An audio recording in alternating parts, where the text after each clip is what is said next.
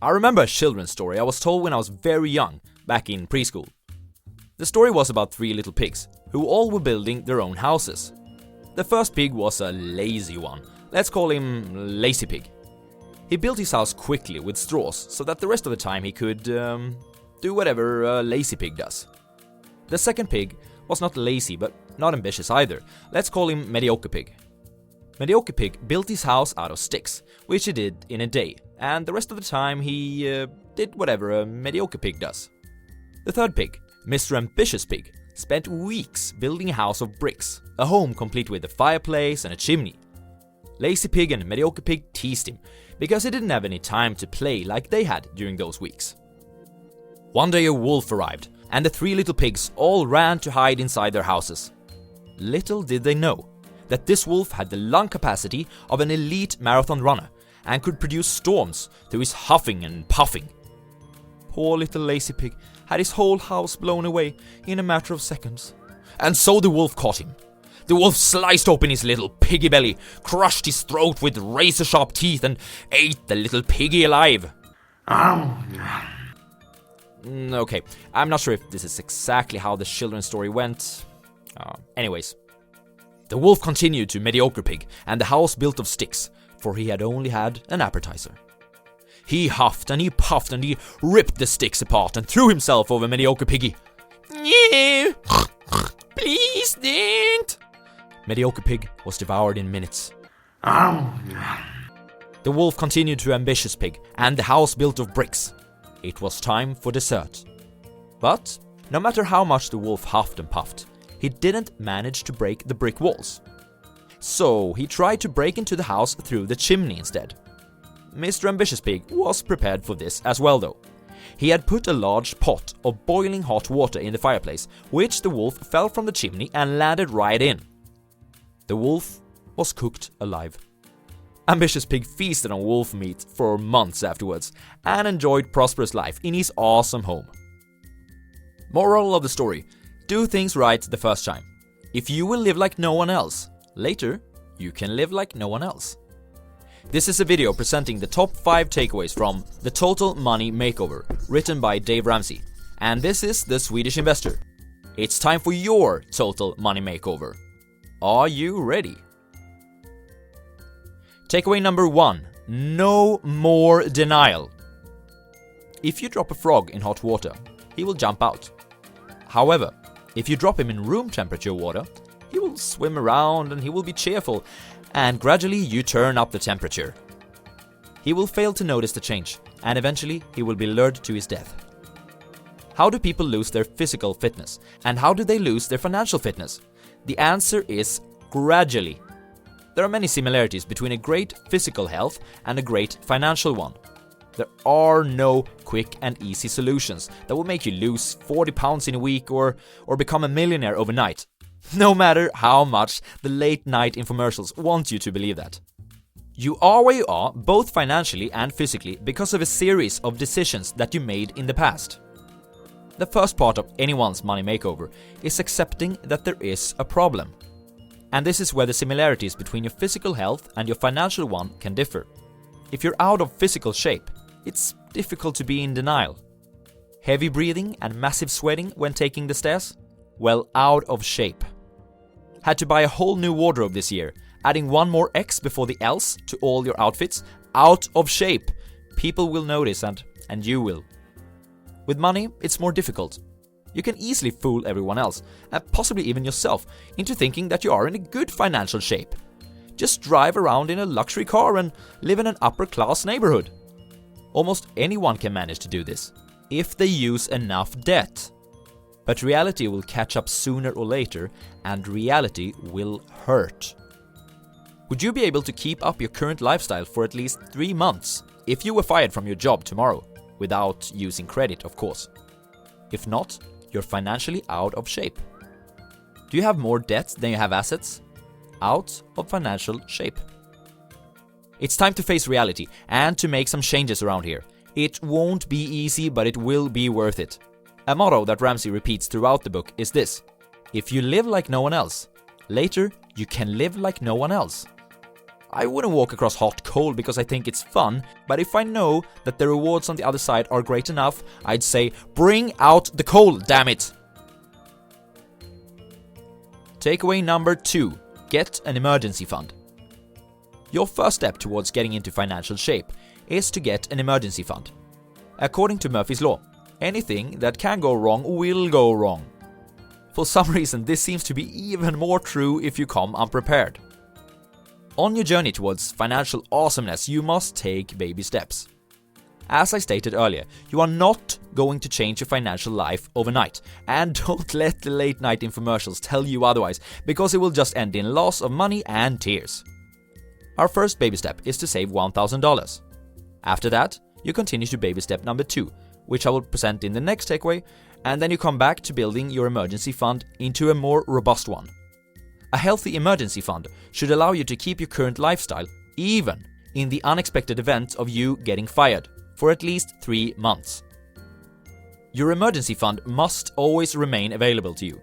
Stocks is therefore a big no-no. The same goes with real estate. At the same time as the assets must be liquid, you can't have them too easily accessible. If you keep them in cash on your kitchen table, burglars will sniff their way to your house faster than you can say, "I'm calling 911, okay?" Or worse, you spend them all on non-emergencies such as tailor-made suits, kitchen makeovers, and your Ben & Jerry cravings. Well, this sounds like a catch-22. Can the assets be both liquid and not too accessible at the same time? This calls for some creativity. One of Dave Ramsey's students bought a frame and stacked the cash inside. Inside the frame she wrote, "In case of emergency, break glass." She then hung it behind coats in her closet. Remember, if you live like no one else, later you can live like no one else. Takeaway number 3. Get the debt snowball rolling. So, after you've acquired a $1,000 emergency fund, you have arrived at Ramsey's most famous baby step. It's called the debt snowball. Your income is your most powerful ally in your wealth building process. Your most fearsome enemy is debt. If you can get rid of debt payments, your income will turn into a financial force to be reckoned with. The most efficient way of taking on your fearsome enemy, Mr. Debt, is by using the debt snowball. List all the debts in order from smallest to largest payoff. Wait with the mortgage until you have completed what I'm about to present in takeaway number 4. You start this debt snowball by doing everything that's in your power to pay back the debts on top of the list. You might want to avoid criminal activities, and you're absolutely forbidden to use the emergency fund for this. We are not to focus on the debts with the highest interest rates first, even though that would make sense from a mathematical standpoint. Why? Because, let's face it, we need some quick wins. If you go on a diet and you lose weight already during the first week, you will stick to it. The same goes for our money makeover. Once you've crossed out the first item on the list, you will feel a great sensation. This is actually working! Yes! As if that wasn't enough, now's where the snowball will start to work in your favor. Once you've paid off the first debt, you must no longer pay interest for it. This means that you'll have more income that can be focused on paying off the next item on the list. The snowball is now getting up to speed, and what seemed to be a tiny snowflake at first will eventually turn into a freaking avalanche. Typically, it takes somewhere between 24 and 30 months to complete the emergency fund and the debt snowball. Did I mention that if you live like no one else, later you can live like no one else? Takeaway number 4. Be financially healthy for life. Maximize retirement investing. You now have an emergency fund for a rainy day, and you're almost debt-free, except for your mortgage. It's time to make sure that your financial health will remain your whole life. Similarities between physical and financial health could be seen again. Once you get fit, you only need simple maintenance to keep it that way. To make sure that you'll be prosperous your whole life, you should invest 15% of your income in retirement. I'm referring to the before tax gross income here. The process on how to do this is country specific. In Sweden, your employer is legally bound to save for your retirement for you. In the US, it seems that you're on your own in this process. First, you should make sure to maximize any savings where you have a company match. So if your company doubles the money that you invest in your 401k up to, say, 3% of your gross income, use that to your advantage. After that, max out your Roth IRA, where money will grow tax-free, and then you put the remaining percentages, if you aren't at 15 yet, in your 401k again. But doesn't this mean that I'll have less money to spend on new shiny toys today?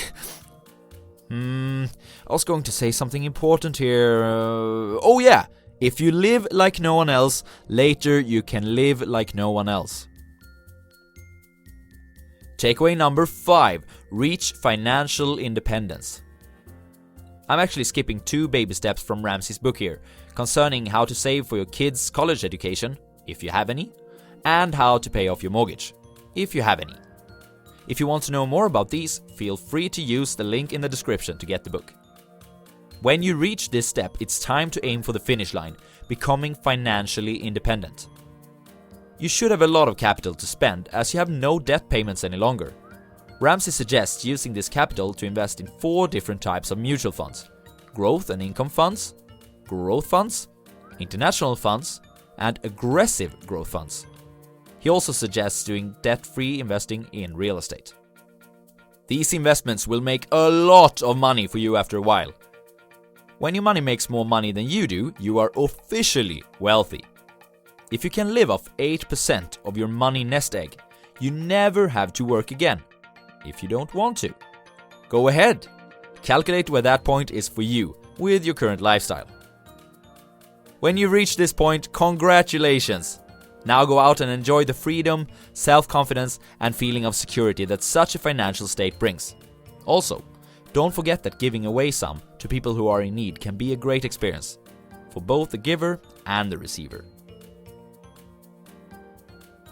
If there's one thing that you should remember from this video, it's that if you live like no one else, later you can live like no one else.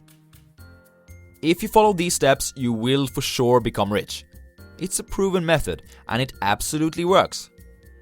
But there are many temptations along the journey which makes it more difficult, and the people surrounding you will most likely try to pull you back down into financial mediocrity with them. Have you experienced such temptations or resistance from friends when attempting to change your financial life? Please share your thoughts with us in the comments, and if you have any advice regarding this matter. In the meantime, don't forget to check out my other videos about personal finance and money management. Also, remember to subscribe to the Swedish Investor channel if you want to see more videos like this one in the future. Cheers, guys!